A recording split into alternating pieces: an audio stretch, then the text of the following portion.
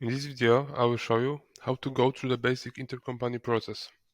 So we have two companies here. One is the Kronos Denmark, which is a buyer company, and in the second window we have the Kronos Germany, which is a seller company.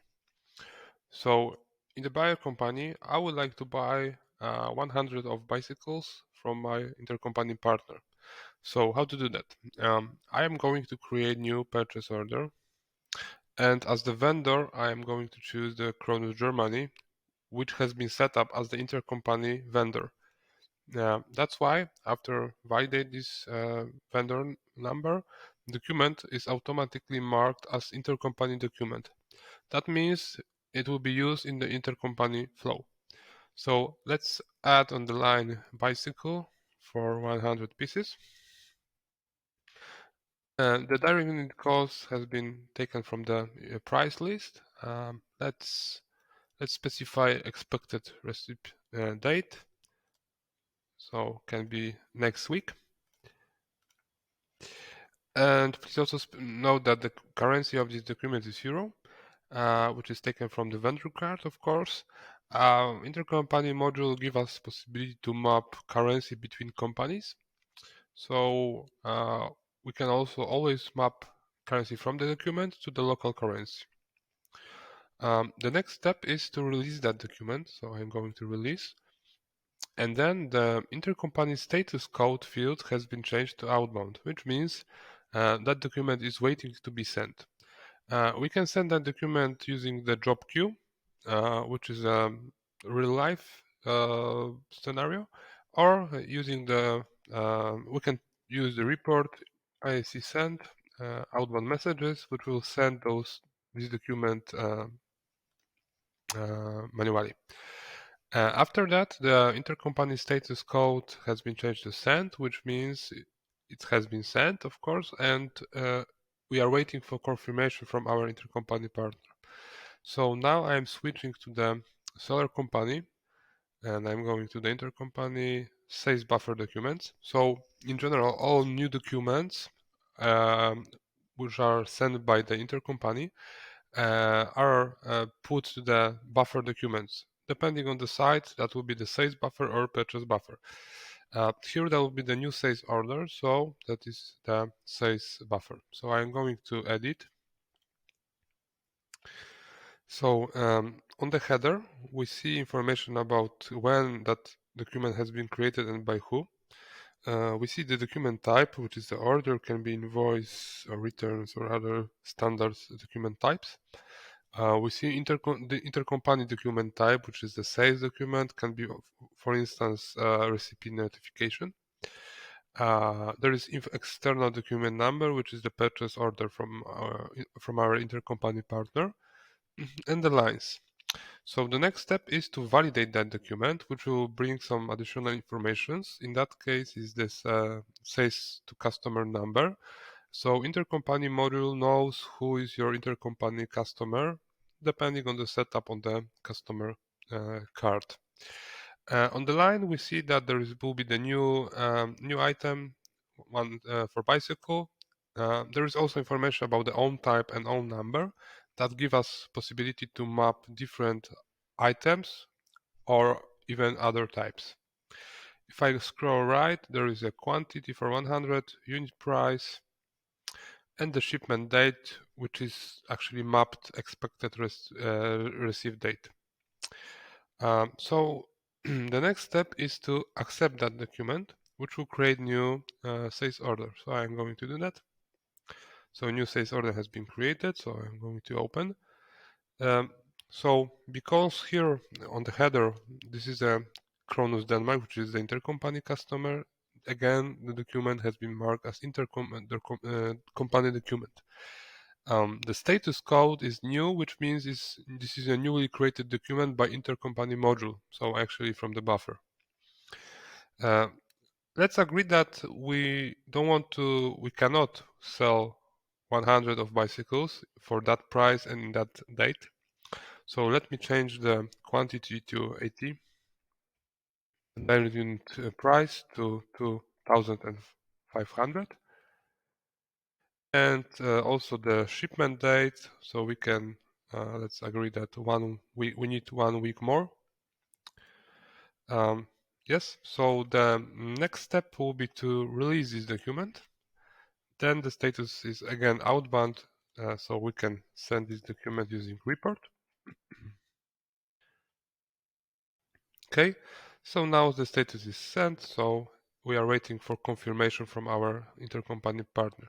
So now I'm switching back to the purchase order and refresh this document. So now the status is accepted, which means it's confirmed by our intercompany partner, but something is still pending for in this side, so we have to verify buffer.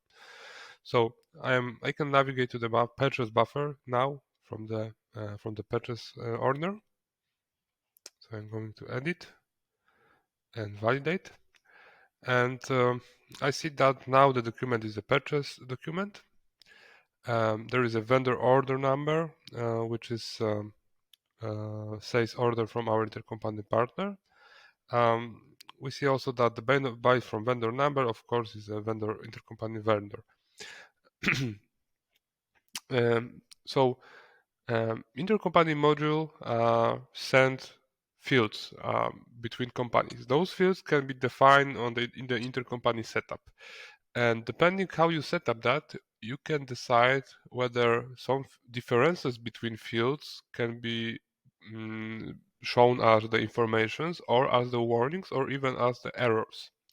So we can see total number of differences, navigate from here, or we can go to the informations. And in that case, if I navigate here, I see that the vendor order number has been changed from empty to this number, and expected receipt date has been changed as the 1 week more. If I come back and go to the warnings, I see that the quantity and direct unit cost also has been changed. If there is error, then you have to proceed that error. You have to handle that, manage this error, because you cannot accept the buffer when the error appear. We also see that our line on the purchase order will be updated with new values here. So of course, if you will have many lines, you can see differences, informations, warnings, errors per line. What next steps we have? We can accept that buffer, which will update our purchase order. But also we can reject that document because we don't agree with that conditions. So the flow is that we have to specify the reject reason and click reject, and then this information will be sent to our intercompany partner, and they will see that information that document has been rejected together with reject reason. But let's agree that everything is fine, so I'm going to accept that document.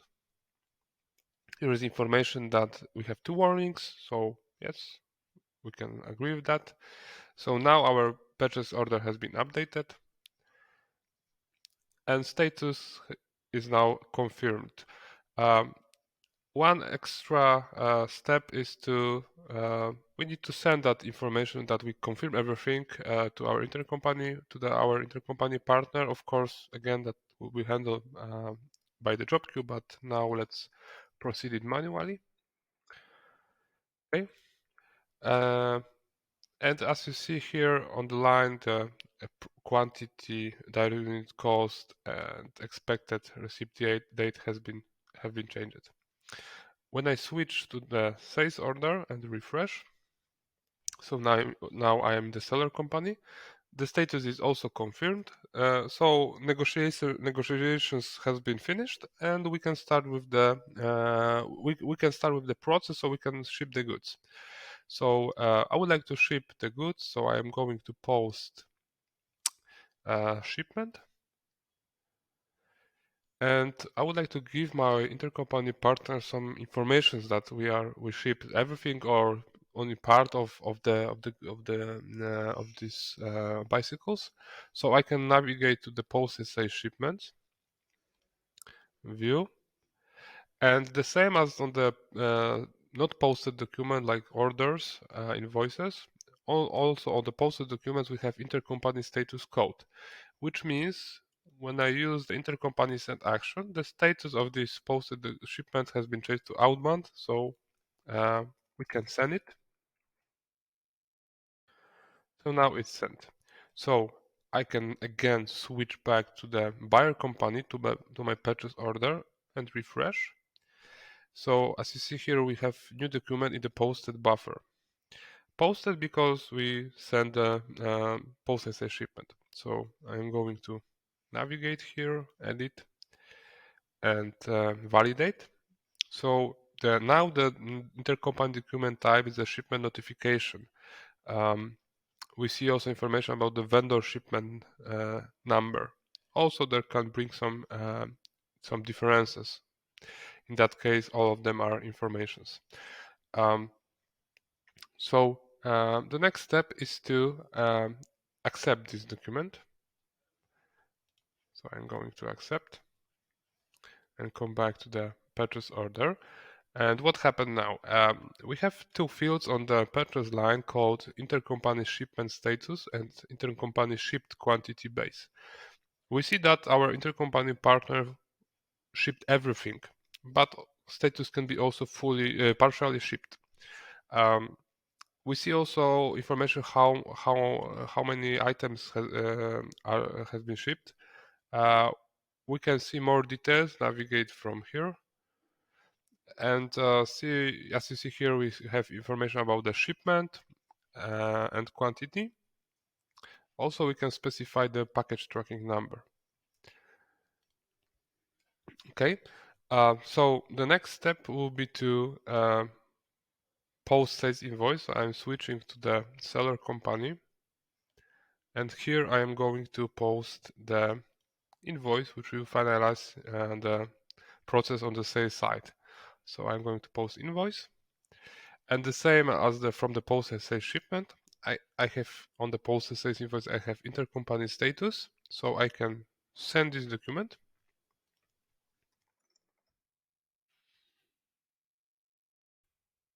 So status now is sent. I can switch back to the purchase order and refresh. So now the status is closed, which means our intercompany partner posts everything. So actually the document is finalized, so it does not appear anymore. So we have new document in the buffer. So I'm going to the posted buffer documents and edit and validate. As you see that we have now the document type is invoice, and we have information about the vendor invoice number. However, after we validate that buffer, we have one difference, which is showing us the error. In that case, if I navigate here, we see that there is no enough received quantity, which is correct, of course, because we cannot post invoice when we didn't post the receipt. So I am going back to the purchase order and post receive. Then I can come back to the buffer and validate again. Now the error disappear. So the next step is to accept this buffer, which will post my purchase order. Okay, as the last additional step, which again will be of course handled by job queue, we can send that information to our intercompany partner that everything has been posted. And when I switch to the post sales invoice and refresh, the status is confirmed, which of course can be used for filtering.